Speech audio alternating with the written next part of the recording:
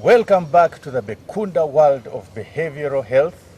And as I told you, we will be sitting with three other gentlemen who have their own experience and their own stories on the understanding of mental health and how it affected them individually.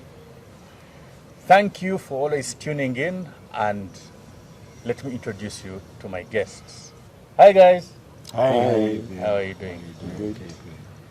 Yeah, on this program, we are trying to help people to understand mental health issues. And in this context, particularly, we want to talk about addictions because each of us has some kind of personal experience with it. We might not go into the full detail, but we want people in as simple language and simple examples as possible to understand what a problem is, an addiction problem, and particularly how you managed to solve your problem or how you are solving your problem. We also want people to understand that life continues and how do you manage as you to sort out the daily issues that come about. So, let me have us introduce ourselves, starting from my immediate left. My name is Elijah Adho.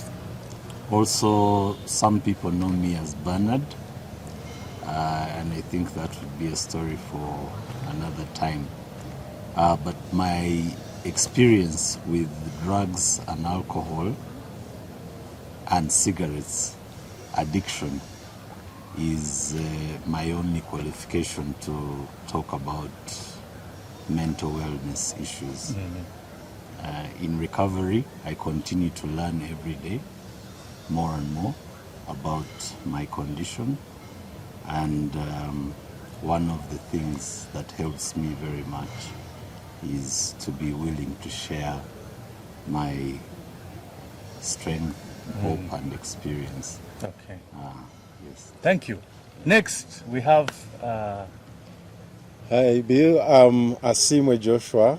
I'm a recovering addict, and I used multiple drugs, ranging from alcohol, cigarettes, marijuana, and GAT.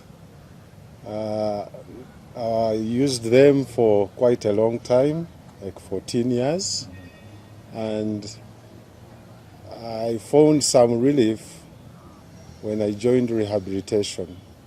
And some of the ways that is helping me to move on is joining my fellow recovering addicts. We keep on sharing our strength, hope, and experience, and trying to help another suffering person. Okay. Thank you, Joshua. Yes, please. My name is Akandwanao Charles. My experience has been, maybe I should call it bad or good, I don't know. But what I was using is alcohol, cigarettes, marijuana, GAT, yes. And what helped me to get out of that horrible life was, yes, one was rehabilitation. Second was these meetings, meeting my fellow addicts and sharing stories.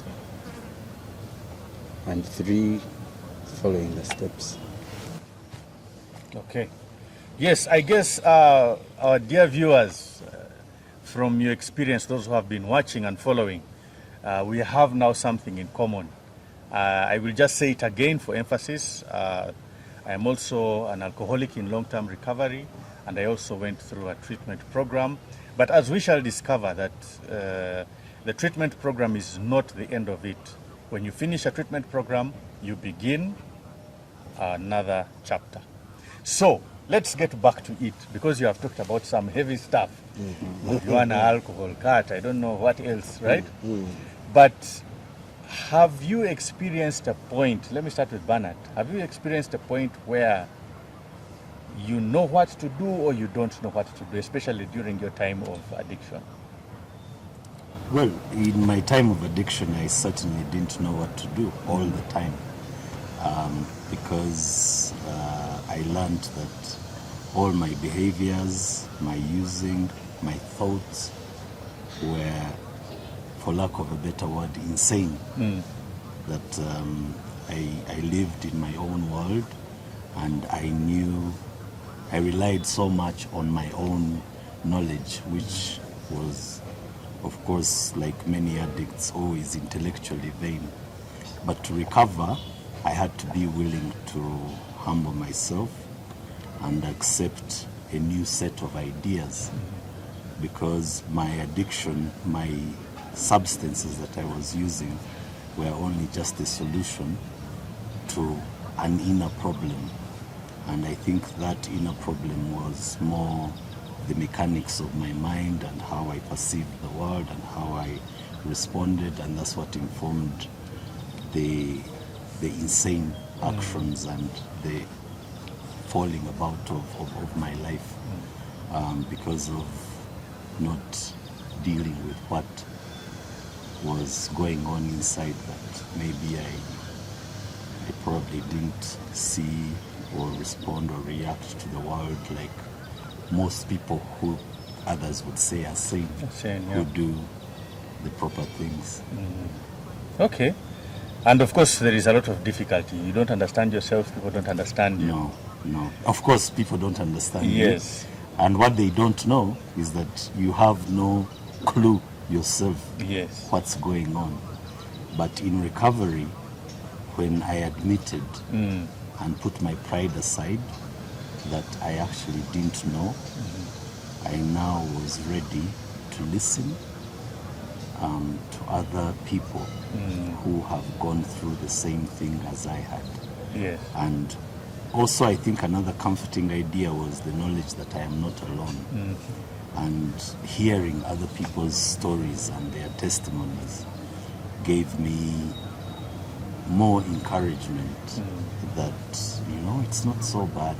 Okay. And that even the shame and the guilt of the things that my using had caused me, or even the relationships cost me, that all these things could be restored if I could adopt a new set of ideas and a new practice different things, such as being willing to share even some of the most embarrassing and things. troubling. Exactly. Joshua, Yes, I please. know that when we are talking, we seem to understand each other, we click. Definitely. When he says something, we have someone else has been through it, and then it's a wider group. But for the benefit of the people, right, who are watching, many people don't understand, because he mentioned that when he got into recovery, and yet he didn't have a clue. So in your case, what was that turning point? What got you from the failure to realize to the point of realizing? There was that middle ground. Well, I partially knew what should be done, and that was to stop. To stop. But definitely I could not stop. Okay, before you continue, Yes, please. you could not stop. How?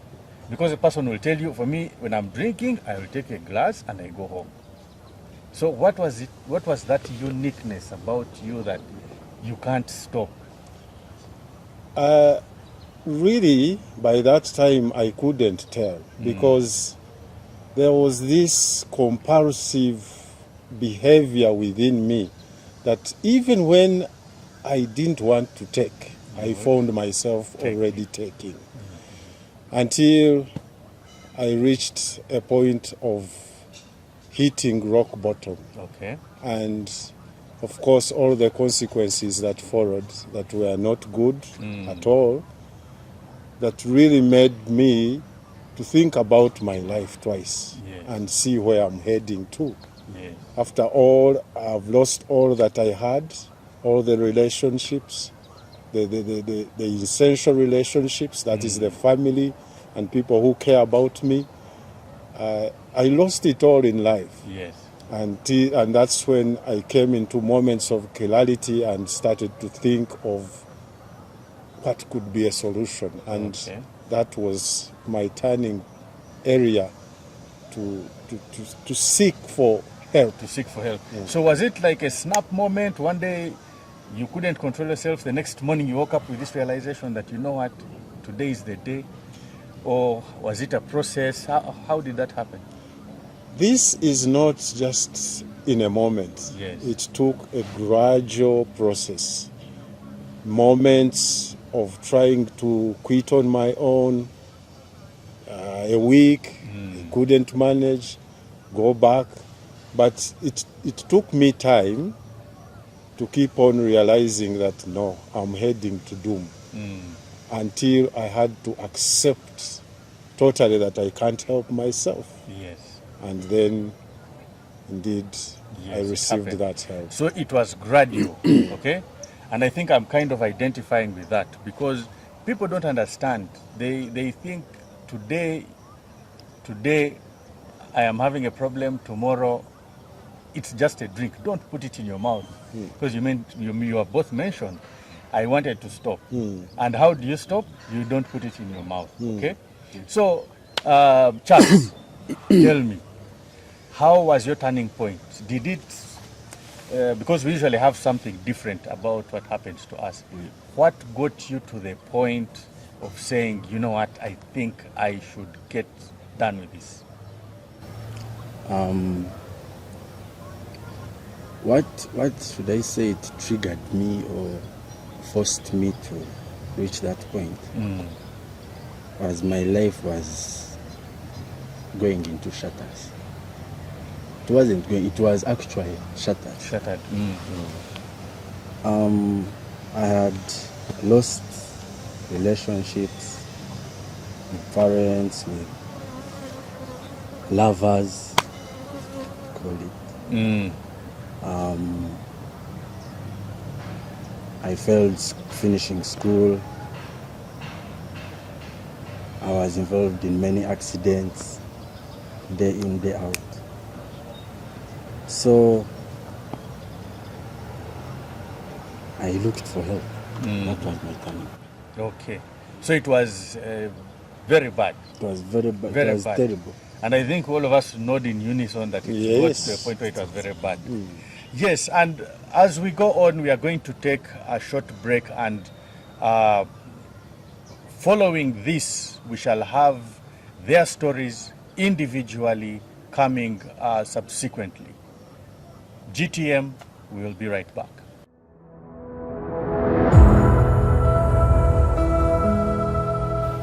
Mental health is basically just the way you think, the way you feel, and the way you behave. That is The way you think, the way you feel, and the way you behave. Okay? Yes. So that means every individual has mental health.